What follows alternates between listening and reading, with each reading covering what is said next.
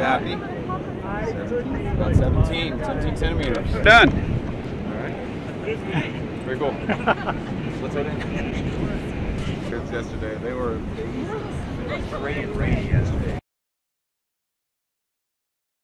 In the classroom, you have a word wall so that kids can identify with a particular word and find it. They might not know how to spell it, but they know how to say the word, or they know the word that they're trying to think of. They can find it easily by organizing it in this way when they use it in their writing. So it's kind of like an outdoor word wall.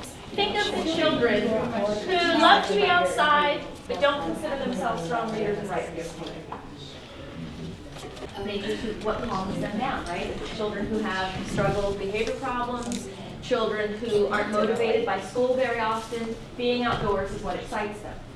So having an opportunity to connect reading and writing with outside, and that challenge, that idea of open-ended competition. Nobody's pointing a finger at them.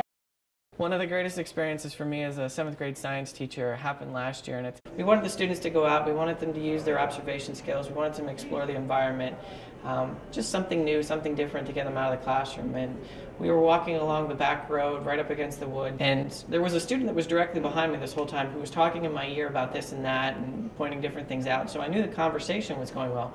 But when I turned around, she was gone, and I couldn't figure out where she went, and about a minute later she came flying out of the woods, and she had something in her hands, and she very quickly came up to me. She didn't go to anybody else. She came up to me and she had this miniature snail, and she was so excited with this thing that she was asking what it was, what it ate, what kind of environment it needed to live in, and she was just so engaged. So we talked about it for a little bit, and then I asked her to put it back, and she very begrudgingly put it back. She really wanted to learn more. But the next day, she comes in with this Tupperware container that had 5 more of these snails that she found in the backyard. And again, she started the whole conversation piece of where do they live, what do they need, and it was just the greatest moment for the two of us, because that's when she could actually talk about the science content and actually understand the science concept that we had talked about all year long. So she could talk about cells, she could talk about the different environments, she could talk about our impact, she could talk about what the organism needed, and it was just the greatest experience. It was the greatest time to see a student so happy to be with science, and that's really what kind of led me down my journey to trying this again and getting the students back out into the environment. Makes the connection there that the students are involved in making an impact on the environment. It really helps in science because it talks about that human impact one, and the students get to really kind of analyze their environment, which is what we're really trying to do with our STEM curriculum. Is we don't want to go for something that's not tied to our school. We want our focus, our STEM, to be our campus, and we've got the watershed behind us. We've got a 5-building complex. So we've got a lot of environments to talk about and to explore, and we have a lot of opportunities for those students to really kind of engage in their local community and step forward.